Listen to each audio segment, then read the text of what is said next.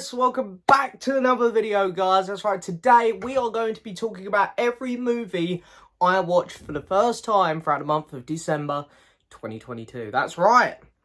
We've gone through 2022. I can't believe that we're in 2023. This video is coming up very late.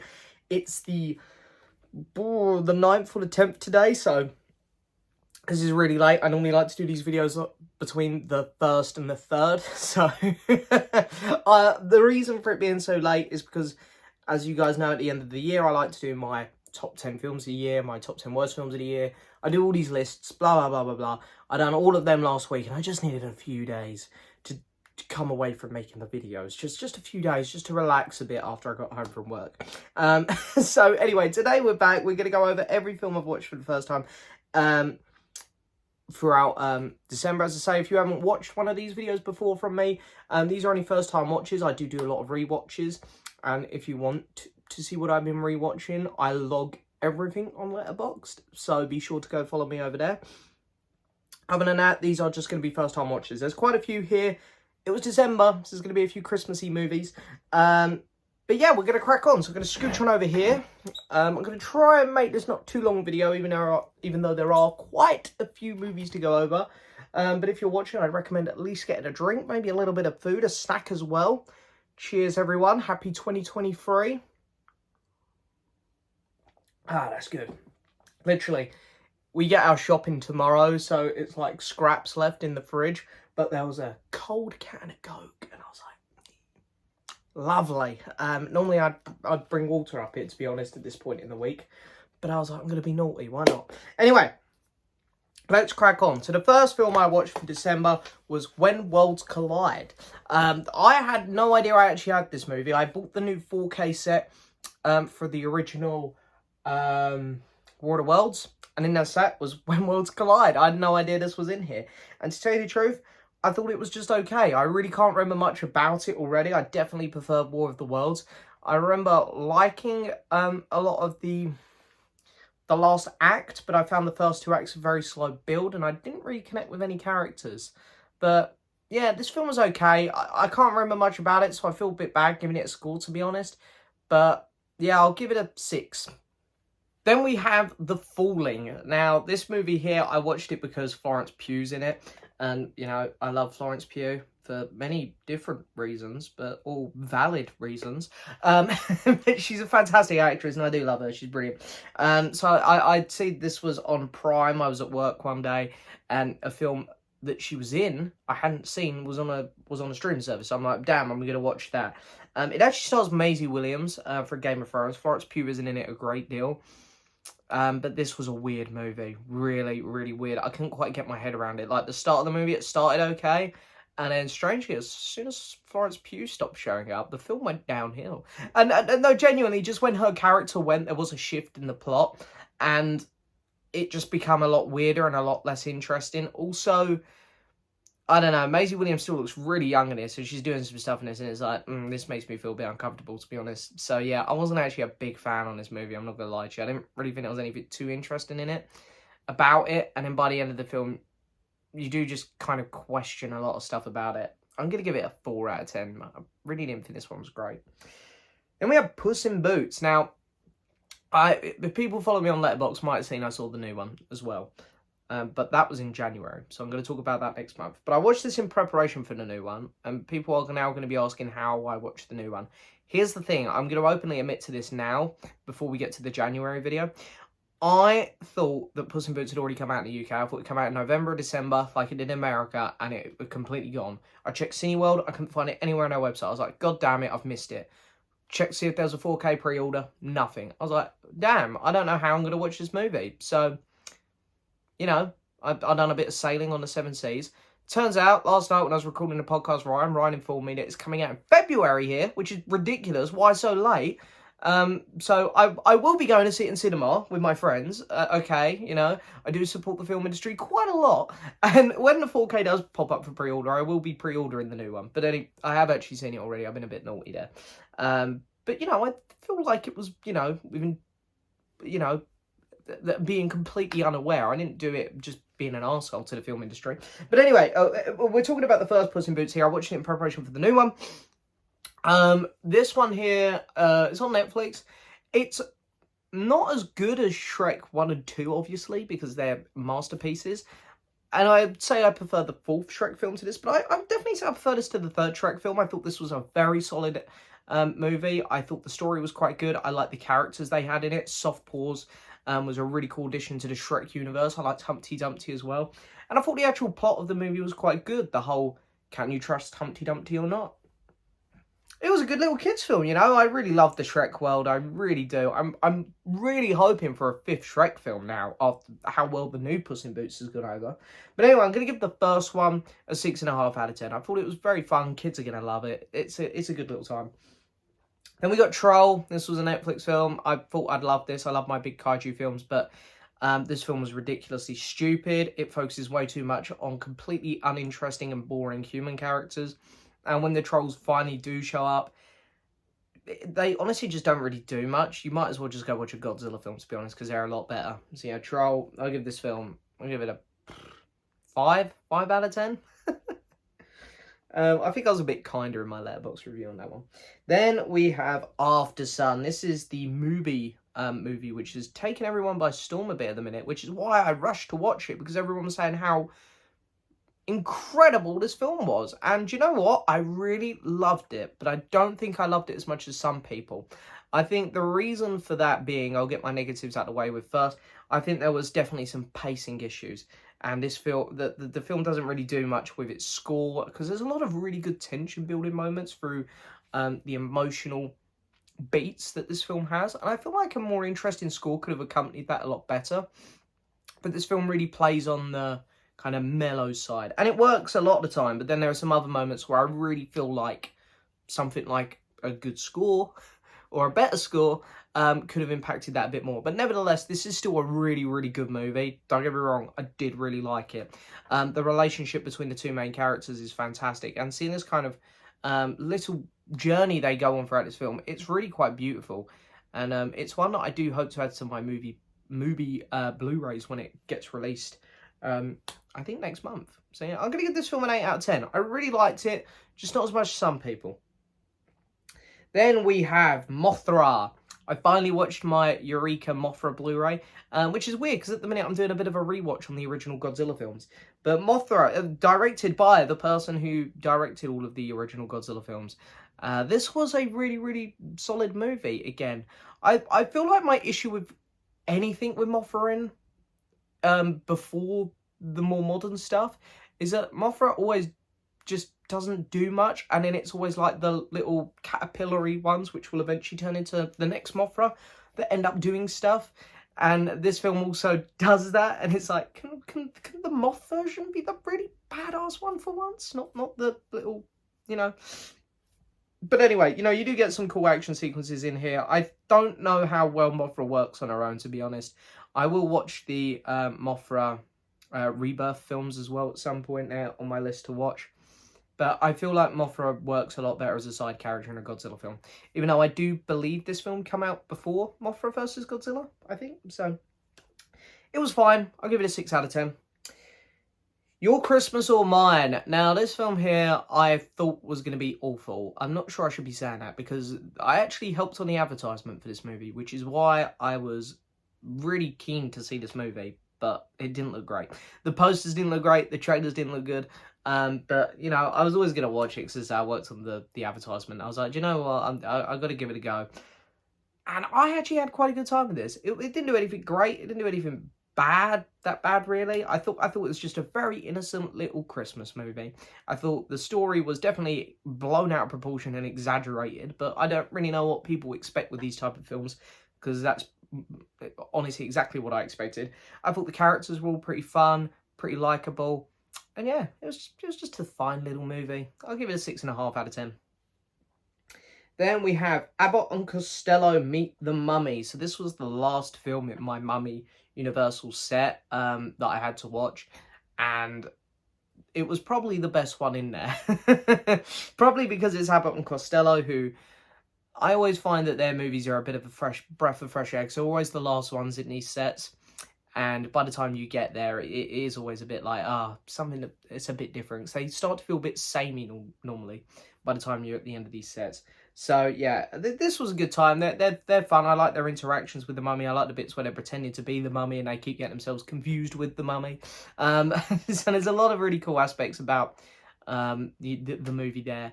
But yeah, don't have loads to say about it. It was a good little time. I'll give it a 6 out of 10. Then we have Bronco Billy, which was a Clint Eastwood movie. This is from the team that made the Everywhere Which Way But Loose kind of team that Clint was working with here in the, I want to say 70s, might be very early 80s. But this is definitely a step down from those movies. I still enjoyed it, but it was a bit sloppy. The acting weren't great. And I know that Clint, obviously at this period of time, enjoyed working with the actors he was working with. In fact, I think his wife, I don't know whether they were married at the time, but she's also in these movies. I would have liked to see a different cast to the Every Which Way But Loose cast. It made me feel like I was watching a weaker film from that production, which is exactly what I was doing, to be fair. But I feel like this film didn't really have much character or identity to it. It was just a bit of a let's make a movie quickly. We'll just chuck this one out. So yeah, I don't know. It was okay. It's fine. I don't have loads to say about it if you can't tell. I'll give it a 6. I'll be kind. Then we have Slumberland. Let me have a drink before I talk about this one. Wish there was a bit of alcohol in there for this one. Look, this film has some good moments to it. I think the last 15 minutes are actually really sweet and they're really well done. They actually hit some good emotional moments. But the rest of this movie is a sloppy mess. I mean, first off, Jason Momoa is trying to make his, Jack Sparrow here, and it doesn't work at all. He's just not that great in this movie. He doesn't work super well. The effects are so over the top, and I don't think Netflix had a good enough budget to make it look like anything special. And then the guy in the real world you're meant to get to know in this movie, played by Chris O'Dowd, I think is how you say his name, who I normally really like, is just so unlikable until the end. And they're meant to give him this really boring job, but instead of giving him something realistic, like, I don't know, maybe he works at a paper company or something, it's like he works with doorknobs, and it all feels so empty inside this movie. Like, there's actually no soul. It's a cool idea, it's a cool premise, this movie, to go into your dreams and explore them. But it just falls flat on its face, and it's definitely too long. So yeah, I'm going to give this film a 4.5 out of 10. Where am I at? Okay. If you meet Sartana, pray for your death. So, I'm going to do a little something here, because I need help with these Sartana films, because I forget which ones I've talked about. If you meet Sartana, pray for your death. So this is the first one. Now, right, I have to do that because these titles, I can't remember which one goes with which. Listen to these titles. So, the one we're talking about now, if you meet Sartana, pray for your death. Then we got I Am Sartana, your Angel of Death, Sartana's Here, Trade Your Pistol for Your Coffin. Like, these titles, man, I've just got to, I need to remember what order they come out in. The first one is definitely the best, because I've nearly watched them all now. I've only got one to go. And the first one is definitely the best. The story is quite over the top, without a doubt. And there are moments where I didn't really have a clue what was going on. But the rivalry between Sartana and this other guy, and they get mixed up in a gang, it was quite cool. It reminded me a lot. And it was obviously heavily inspired by those Clint Eastwood westerns. And I think they did capture that feeling quite well. There were moments where it didn't feel too over the top cheesy, which, believe me, they do get there. So yeah, I'm actually going to be quite kind to this one. This is one of my first Italian spaghetti westerns. I'm going to give it a 7 out of 10. Then we have The Iron Giant. Yeah, I've never watched The Iron Giant before. Well, till now. And I feel like if I grew up with this film, I would have liked this film more. I did really enjoy it. But again, it's a film I feel like I've seen many times now. Through older films and newer films. It's just unfortunate that this one has fallen so far down the list in terms of what order I've watched them in. But of extraterrestrial, comes from outer space, finds a normal kid person they bond, connect, and then the government, the bad guys come and they're like, no, we gotta destroy him, and then you end up feeling sorry for it. It's been done before, it's been done after. I've seen it a million times. I think is the problem. I think a lot of people probably grew up with this movie, which is why they like it a lot more than me. But I still had a really good time with this. I do love going back and watching 2D animated films. I miss the 2D animation, I really do. I think that all the characters are really sweet. I love the little kid and the Iron Giant's relationship. Also, the Iron Giant's such a cool design. Really cool. The villain guy, he was a bit over the top. But it was a fun time. And I thought the ending, really nice. I'm going to give it a 7.5 still. I thought it was a really good movie. But yeah, again, I think it's just because I didn't grow up with it. But I still really liked it. Then we have How the Grinch Stole Christmas. Look, I'd seen The Grinch when I was really young, but I think it terrified me. So I'm treating this as a first-time watch, which is going to shock people. But yeah, I haven't seen The Grinch since I was like 5. So I'm treating it as a first-time watch. And yeah, it's really good. Jim Carrey's great in the movie. He's so loud and annoying and over the top, but that's the Grinch, I feel. And the Who's and stuff, seeing his interactions with especially the young one that he meets is great. And when the Grinch finally comes around to being good, it's really nice. It's a really sweet film. So yeah, I'm gonna give this film. I'll give it a 7. Yeah. So lighting has changed. It's got a bit worse because I had people come round. So apologies. It's been about an hour between this and the last film I talked about. Let's carry on. Where did I get to? I done the Iron Giant. I done the Grinch. Next up, it must be Arrival. I watched Arrival finally. Yeah, I've watched nearly everything from this director now. I think the only one I haven't seen now is Enemy, starring Jake Gyllenhaal. I don't know why I've never seen Arrival, because I have it. That's how I watched it. And this film was fantastic. Everything down to the sound mixing for a start, I want to say was brilliant. The effects were jaw-droppingly gorgeous. The cinematography was fantastic. And the performances from Amy Adams and Jeremy Renner, you know, hope Jeremy Renner is getting better, of course. But yeah, just incredible all round. I absolutely loved the movie. I'm going to give this film an 8.5 out of 10. It was seriously very impressive film. If you haven't seen it, do go watch it.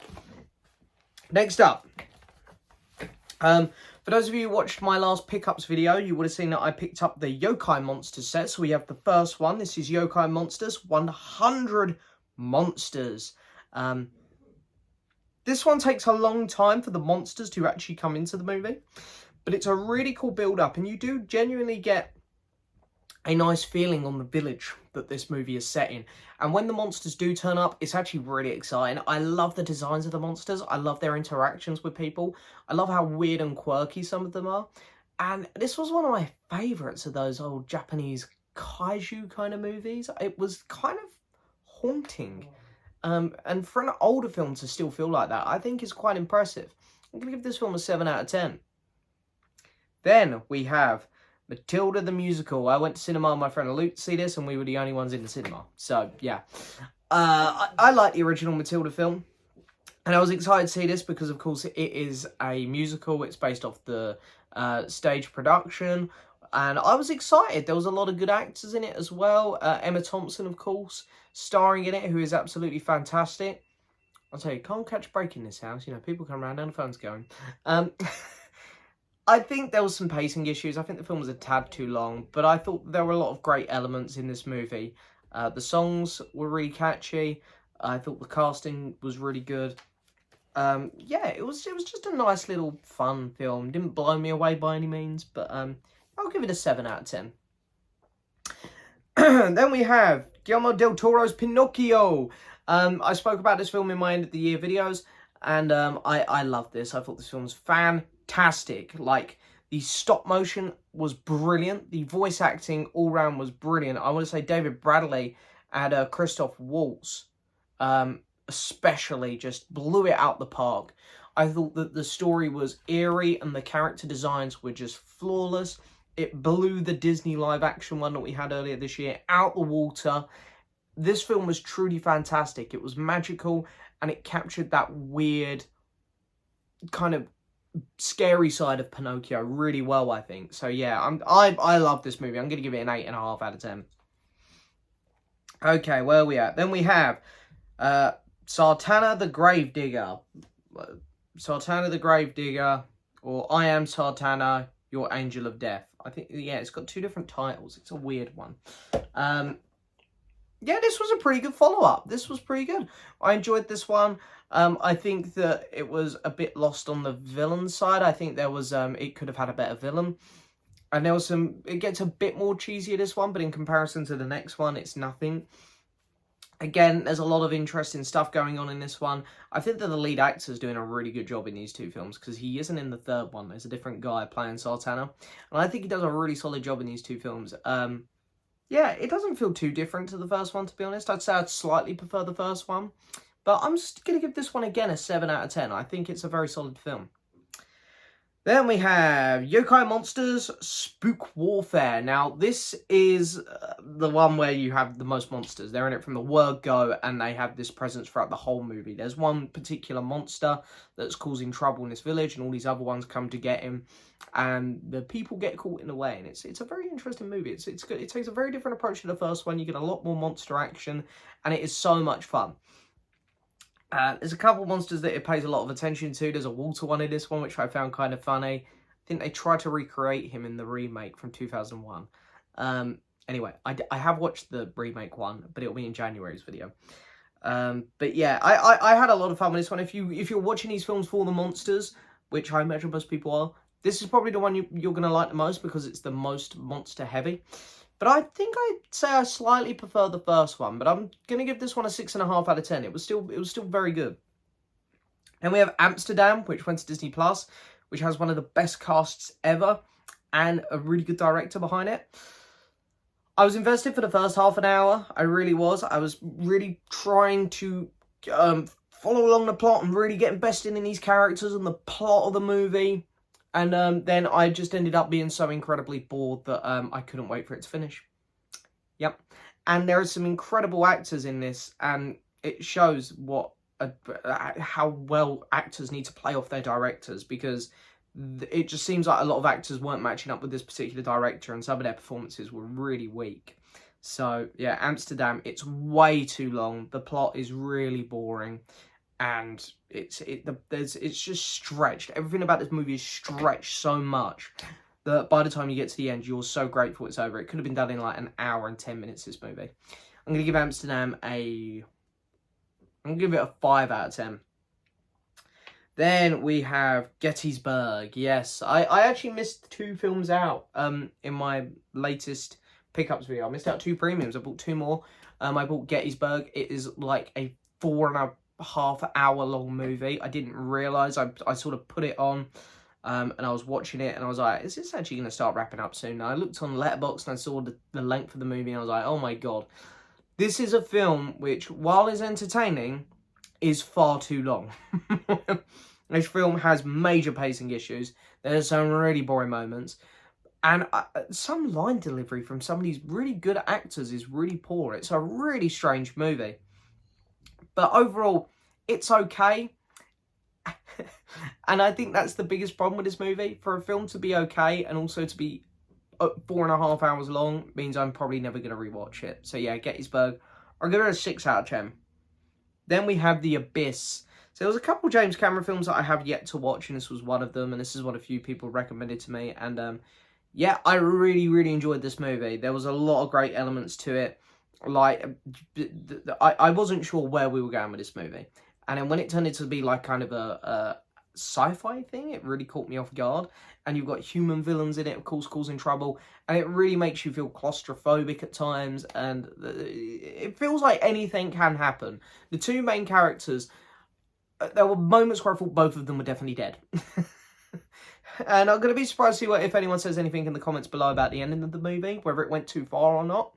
I thought it was going too far, but then I thought about it and I really liked the ending. So, yeah, I don't know. I actually really enjoyed The Abyss. I'm going to give it an 8 out of 10. It's one of Cameron's better films, I think, after Aliens and Terminator 2. Yeah, I'd take this over the 2 Avatar films. I know that much. Then we got Thoroughbreds. This is a movie that stars Olivia Cooke and Anya Taylor-Joy, who I love them both. So I was like, yep, I'm going to watch this. It was just on the streaming service when I was at work looking for stuff one day. And yeah, it's an interesting plot, seeing these two kind of mentally damaged people trying to decide whether to murder Anya Taylor-Joy's character's stepdad. I can't remember. I think it is just stepdad.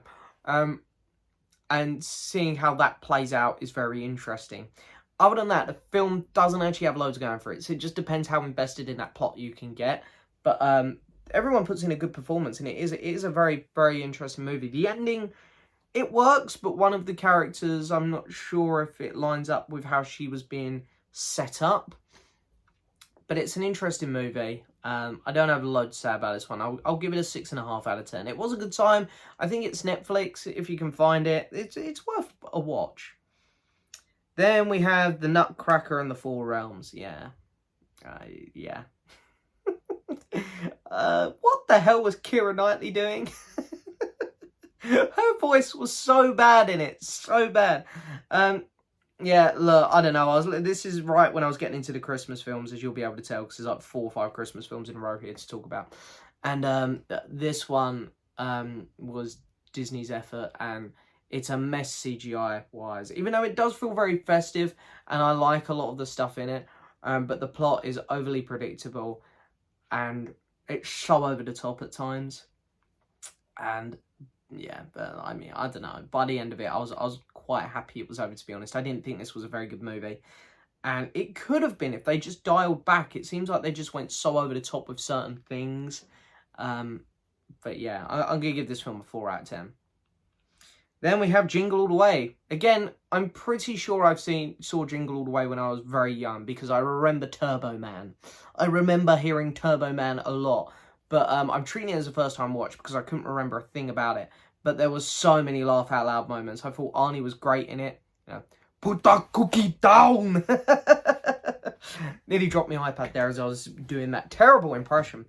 And, you know, the bit where he gets in the fight with all the Santas is so good. The ending definitely goes over the top. But it kind of suits this movie, I think. And, you know, Jake Lloyd, I feel so bad for this poor kid. He was really good in this movie. I think he's very charming in this and The Phantom Menace. You know, he's got that very innocent 90s kid actor feel about him. But unfortunately, the world didn't see it that way. Yeah, I'm going to give this film a 7 out of 10. I thought it was a very fun little Christmas movie, to be honest. And I might revisit this one every Christmas now, because I thought it was a very good time. Then we have Scrooge, starring Mr. Bill Murray, one of my very favourite actors. I love the story of Scrooge, so I had to watch this. It's the modern day 80s, I think it was 80s, maybe 90s, can't remember, adaptation, and I think it's just so fun. The ghosts are great. Bill Murray is really good at it. He very much overplays it a bit, I think. He does a lot of loud dialogue. He does shout a lot in the movie, but I think it kind of works to his portrayal of this character. And again, I think the ending is so great when he's live on TV and he realises he's done wrong and he sort of redeems himself. I thought it was really good, really well done. And it's a very good little Christmas film. And again, this one here I do think I'll be revisiting every year. I'm going to give this one a 7.5 out of 10. Okay, next up we have The Holiday. I'm a huge Love Actually fan, so I thought I'd love this movie, a rom-com-y Christmas film. And I did really like it, but I did think it was a little bit messy at times as well, because you're following 2 stories. These 2 women swap houses. One's in America, one's in England. And one story gets shown a lot more and you get a lot more invested in it.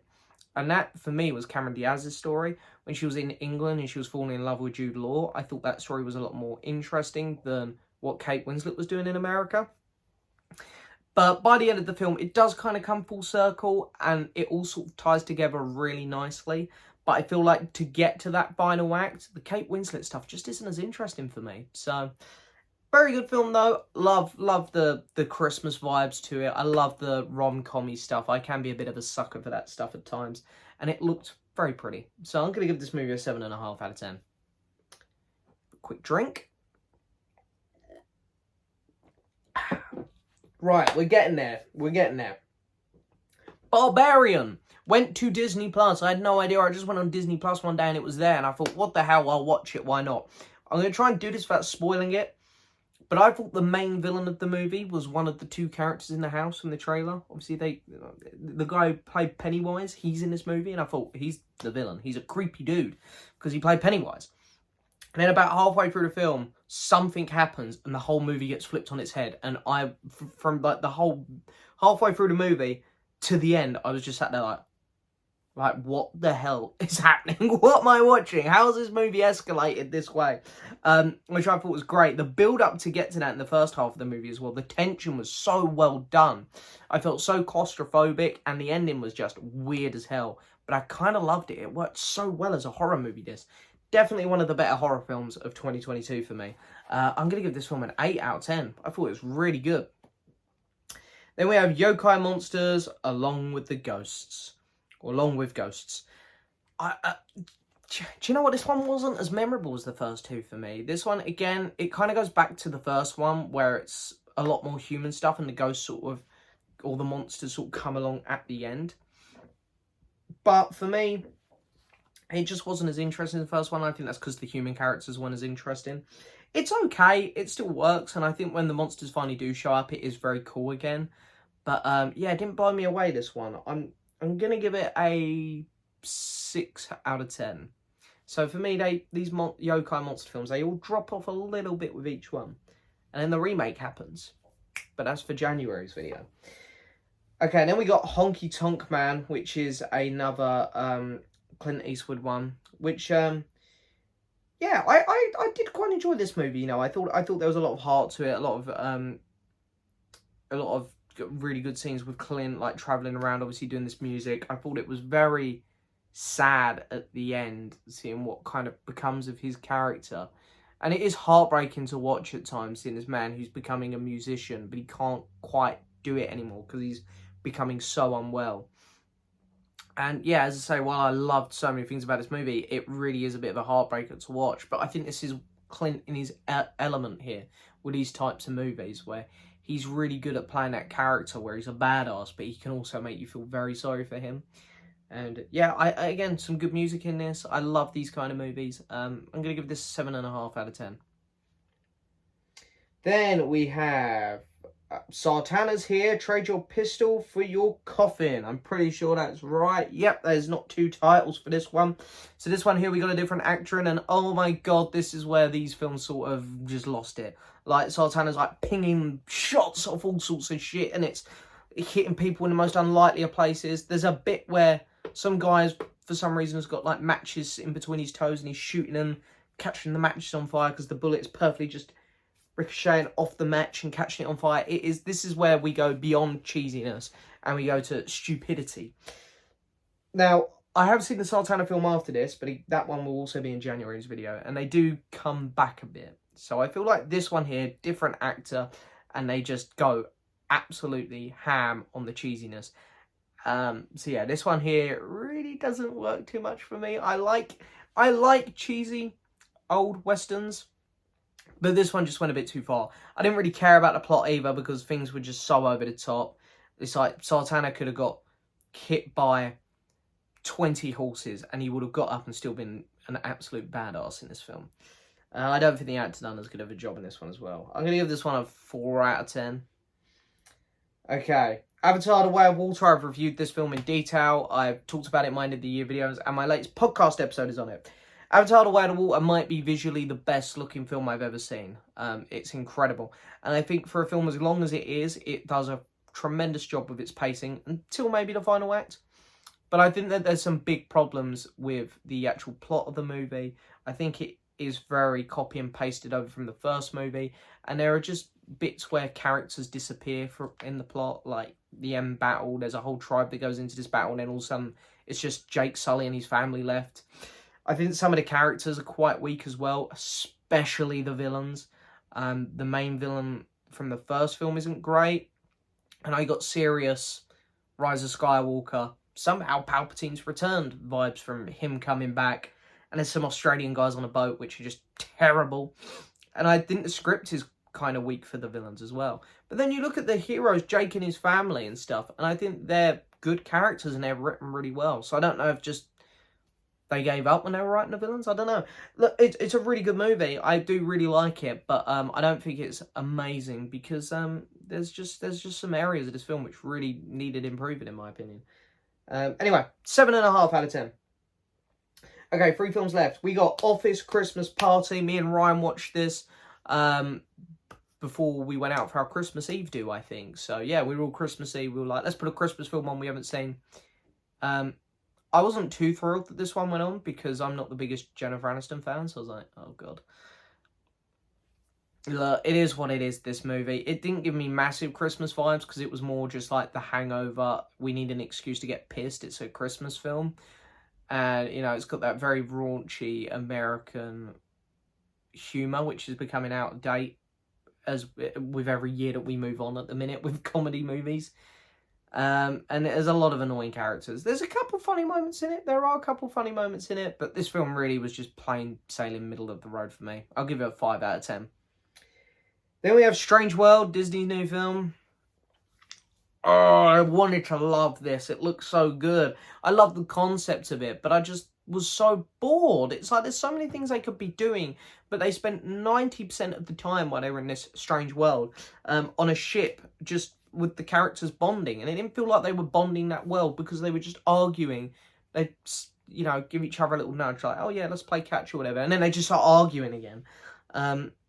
So yeah, I just really couldn't connect with this movie, and it's such a shame because there were so many cool aspects about it. There were a lot of great designs for the world and the creatures. There's like a blue thing called Splat, which was kind of funny, and the dog was cute. And you got like good voice actors. You got Jake Gyllenhaal.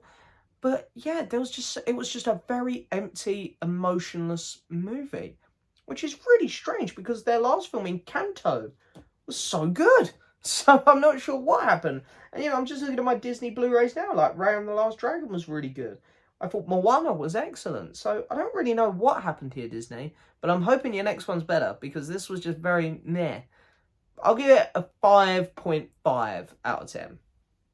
And finally, the last film I have to talk about is Limbo, which is in the movie range. I've got it just up here below me. And I bought this movie because from the trailers it looked like it had a very Wes Anderson style. And it does in terms of framing and editing style, more Anderson's early style. But I think the problem is the characters don't have that quirky, interesting style that fits that editing, directing kind of style that's going on with the movie, and it's a bit of clash of personalities. And because of that, I struggled to get behind a lot of things in this movie, like the characters. But it was fine. I don't really have loads to say about it. It was a pretty forgettable movie, especially for movie, because I've really been into their films lately. But this one definitely on the more forgettable side, which is a shame. But I'll give it a 6 out of 10 still, because there's still some good qualities about it. And it was fun. Okay, so I've got to pick a film in a month. I'm actually not prepared here. What will be my film of the month? Okay, maybe that one. Okay, yeah, I think I know which one it's going to be. Yeah. Okay, I'm going to go with Arrival. Because this film was just so good. Everything down from the cinematography to the effects to the script to the acting. Everything was just pretty perfect about this movie. I thought it was really, really excellent. And it's one that I'm definitely going to watch a lot. You know, it will be rewatched many times. But anyway, there we go. That's it for this video, guys. I hope you've enjoyed it as always. Now, my ranking of all the shows I've watched throughout 2022 is coming. And then that'll be it for all of these long videos where I've got posters coming up here and stuff for a while. And we get back to doing some more smaller videos, like some reviews. Black Adam is out on Monday, and I think I will be picking it up because I own all the DCEU films, so yeah, there'll probably be an unboxing of that. So, but anyway, that's going to be it for this video, guys. Thank you so much for watching as always. Don't forget to hit that subscribe button, like the video, leave a message, and as always, I'll see you next time for another video. Bye-bye.